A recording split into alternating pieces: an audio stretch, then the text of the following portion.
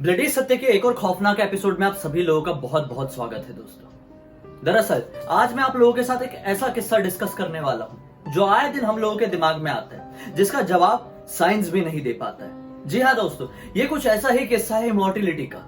इमॉर्टिलिटी मतलब अमरता का। आप में से कौन कौन लोग हैं जो विश्वास करते हैं कि कोई इंसान अमर हो सकता है? कमेंट सेक्शन में बताइए।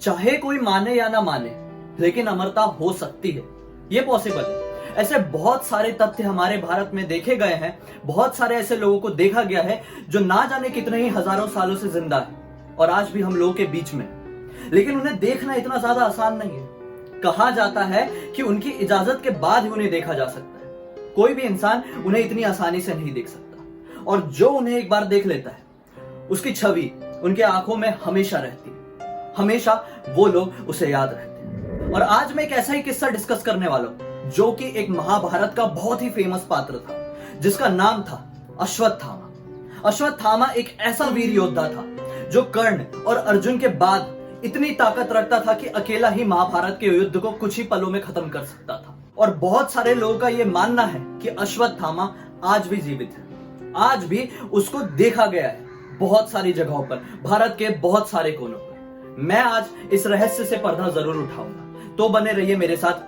अंत तक। जल्दी जल्दी चैनल को सब्सक्राइब कर दो, वरना पता है ना कौन आ जाएगा। कहा जाता है कि उत्तरा जब गर्भवती थी तो उसके गर्भ में अश्वत्थामा ने ब्रह्मास्त्र से वार किया था अभिमन्यु से बदला लेने के लिए। उत्तरा यानी कि पांडवों की बहू यानी कि अभिमन्यु की पत्नी। और अश्वत्थामा के इसी ब्रह्मास्त्र के वार के कारण उत्तरा के गर्भ में जो भी बच्चा था वो मर गया था।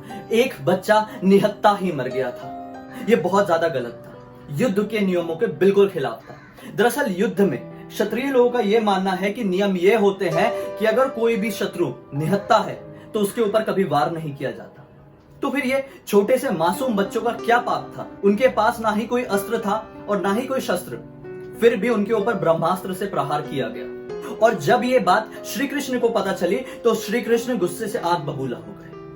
वो तुरंत ही अश्वत्थामा के पास पहुंचते हैं और उसके सर में लगी हुई मणि उखाड़ लेते हैं। लेकिन ये मणि क्या थी, मैं आप लोगों को बताता हूं। कहा जाता है कि अश्वत्थामा गुरु द्रोणाचार्य का बेटा था, और गुरु द्रोणाचार्य वही थे जिन्होंने कौरवों और पांडवों को विद्या सिखाई थी, शिक्षा दी थी। और इसी कारण से गुरु द्रोणाचार्य के तेज के कारण से ही अश्वत्थामा में भी बहुत ज्यादा तेज था।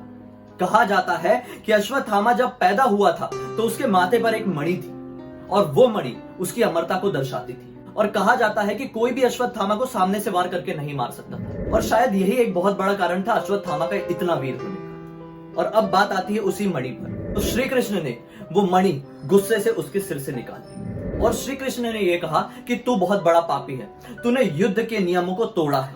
मैं तुझे श्राप देता हूं कि तू कभी भी नहीं मरेगा। लेकिन ये श्राप था या वरदान? ये श्राप ही था, क्योंकि ये श्राप कुछ ऐसा था। श्री कृष्ण ने उसे यह कहा था कि जब तक ये दुनिया खत्म नहीं हो जाती, मतलब कि जब तक कलयुग खत्म नहीं हो जाता, तब तक तू इसी तरह से पृथ्वी में रहेगा और सड़ेगा।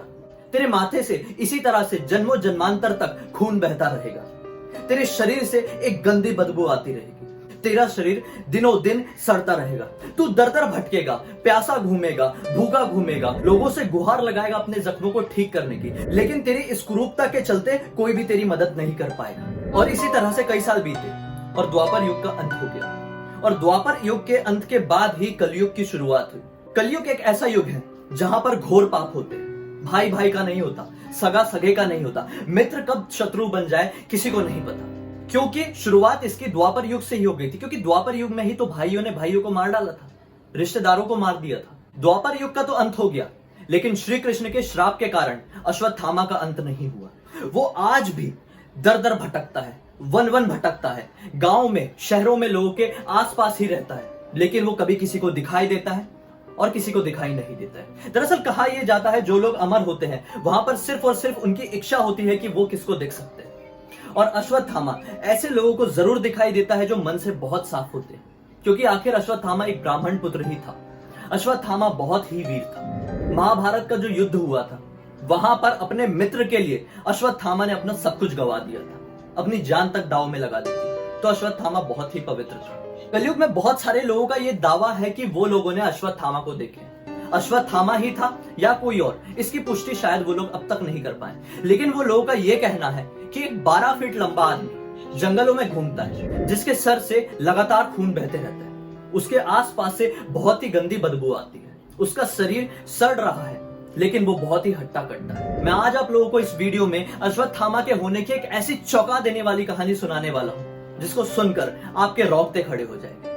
मुझे यकीन है कि जितने लोग ये वीडियो देख रहे हैं, सभी लोग पृथ्वीराज चौहान के बारे में तो जरूर जानते हो। लेकिन क्या आप लोग ये जानते हैं कि पृथ्वीराज चौहान की जीवनी के ऊपर एक किताब लिखी गई थी, जिसका नाम था पृथ्वीराज रासो। इस किताब को पृथ्वीराज चौहान के राजकवि चांद बरदाई ने लिखी थी। कहा जाता है कि चांद बरदाई पृथ्वीराज चौहान के बहुत अच्छे मित्र भी थे। दरअसल 1191 से लेकर 1192 तक पृथ्वीराज चौहान का मोहम्मद गौरी से युद्ध चला था, और इस युद्ध में मोहम्मद गौरी ने पृथ्वीराज चौहान को हरा दिया था। और बस इसी कारण से पृथ्वीराज चौहान ने अपना सब कुछ त्याग करके वन में चले गए, और वन में वो यूं ही भटकते रहे। कुछ ही दिन बाद उन्हें एक 12 फीट लंबा आदमी मिला, जिसके सर से लगातार खून बह रहा था, जिसकी हालत बहुत ही ज्यादा खस्ता थी। उसका शरीर धीरे धीरे सड़ रहा था, उसके पास से बहुत ज्यादा बदबू आ रही थी। क्या आप लोग ये जानते हैं कि पृथ्वीराज चौहान एक बहुत बड़े शासक, एक बहुत बड़े राजा, बहुत बड़े क्षत्रिय होने के अलावा एक बहुत बड़े वैद्य भी थे। पृथ्वीराज चौहान को इस दुनिया में लगभग हर बीमारी ठीक करने की विद्या प्राप्त थी। जैसे ही पृथ्वीराज चौहान ने उसे देखा तो उनसे रहा नहीं गया। वो उनके पास गए और उनसे कहा कि क्या मैं आपकी परेशानी ठीक कर सकता हूँ? मैं बहुत ही बड़ा वैद्य हूँ, शायद मेरे कारण आपको थोड़ा आराम मिल जाए। उस आदमी ने दर्द से कहराते हुए उन्हें अपना इलाज करने की अनुमति दे दी। पृथ्वीराज चौहान ने उसके बाद 1 हफ्ते तक उस आदमी की देखभाल की, उसका इलाज किया। लेकिन हैरानी वाली बात यह थी कि 1 हफ्ते बाद भी उस आदमी का घाव उतना का उतना ही था, जितना कि पृथ्वीराज चौहान ने पहले दिन देखा था। वो बहुत ही हैरान हुए, और उनकी हैरानी ने उनके मन में यह सवाल उठा दिया कि कहीं यह अश्वत्थामा तो नहीं। अपने आप को कई बार रोकने के बाद पृथ्वीराज चौहान ने उसके सामने यह कह दिया, क्या तुम अश्वत्थामा हो? और उस आदमी ने जवाब दिया, हाँ। और जवाब देने के बस कुछ ही पल बाद वो देखते ही देखते पृथ्वीराज चौहान की आंखों के सामने से ओझल हो गया। और फिर पृथ्वीराज चौहान जब अपने नगर वापस लौटे तो उन्होंने ये पूरा की पूरा किस्सा अपने मित्र चांद बरदाई से कहा, और चांद बरदाई ने यह पूरा वाक्या उसी किताब में लिख डाला जिस किताब का जिक्र मैंने आपसे शुरुआत में किया था। उस किताब का नाम था पृथ्वीराज रासो। अगर आप लोग कभी ये किताब खरीदे, इस पंक्ति को पढ़ना मत भूलिएगा, आपके रोंगटे खड़े हो जाएंगे, मुझे यकीन। खैर, ये किस्सा तो बहुत पहले का है। दरअसल कुछ ही साल पहले मध्य प्रदेश के एक छोटे से गांव जिसका नाम है बुरहानपुर, वहां पर एक डॉक्टर रहता था। लगभग कहा जाता है कि 12 बजे के आसपास किसी आदमी ने उस डॉक्टर का दरवाजा खटखटाया। डॉक्टर किस्मत से उस दिन घर पर अकेला था। डॉक्टर ने हैरान होकर दरवाजा खोला तो देखा कि एक बहुत ही लंबा चौड़ा आदमी, जिसके सर से खून बह रहा था, वो डॉक्टर से मदद की गुहार लगा रहा था। डॉक्टर ये देख के बहुत हैरान हुआ कि इतना हट्टा कट्टा आदमी अपने आप का ख्याल क्यों नहीं रखता है, इसके पास से इतनी बदबू क्यों आ रही है, इसके माथे से लगातार खून कैसे बह रहा है। डॉक्टर ने उसे तुरंत ही अपने घर के अंदर बुलाया। वो उसका इलाज कर रहा था, और फिर इलाज करते करते जब उसका 1 डोज हुआ तो उसके सर से खून बहना नहीं रुका। और फिर डॉक्टर ने उससे दूसरा डोज शुरू करते हुए मजाक में कहा, तुम्हारा ये घाव तो ठीक ही नहीं हो रहा है, कहीं तुम अश्वत्थामा की आत्मा तो नहीं? और फिर यह कहकर वो डॉक्टर दूसरे कमरे में दूसरा डोज लेने चले गया। और जब वापस आकर उसने देखा तो वहां पर कोई आदमी था ही नहीं। और हैरान कर देने वाली बात तो यह थी कि डॉक्टर का मेन दरवाजा अंदर से ही बंद था। तो आखिर कौन था वो? कौन ऐसा इंसान था जो डॉक्टर से रात के 12 बजे मदद की गुहार लगाते हुए आया था, और दरवाजा अंदर से बंद होने के बावजूद भी वो ना जाने किधर गायब हो गया था? कहीं अश्वत्थामा तो नहीं था? ये तो बहुत अलग किस्सा है। ऐसा ही हैरान कर देने वाला एक बहुत ही खौफनाक किस्सा है। एक और मध्य प्रदेश के गांव में इसी तरह से एक बहुत ही फेमस रेस्टोरेंट है, जो ना जाने कितने साल पुराना है। लोगों का यह कहना है कि वहां पे समय समय पर एक लंबा चौड़ा आदमी आता है, रेस्टोरेंट में खाना खाने के लिए आता है। वो रेस्टोरेंट में रखा हुआ सारा खाना खा जाता है और लगभग 100 लीटर पानी पीकर वहां से चला जाता है। और ऐसा वो कई बार करता है 1 साल में। चौंका देने वाली बात है, कोई एक जीता जाता इंसान कैसे ये कर सकता है? ऐसे बहुत सारे किस्से देखे गए हैं अश्वत्थामा को देखे जाने के। लेकिन क्या ये वही अश्वत्थामा है या फिर कोई और, जिसे लोग अश्वत्थामा समझ लेते हैं? लेकिन अगर ये कोई और है तो इसका किस्सा हमारे महाभारत में जिक्र किए हुए किस्से से कैसे मिलता है?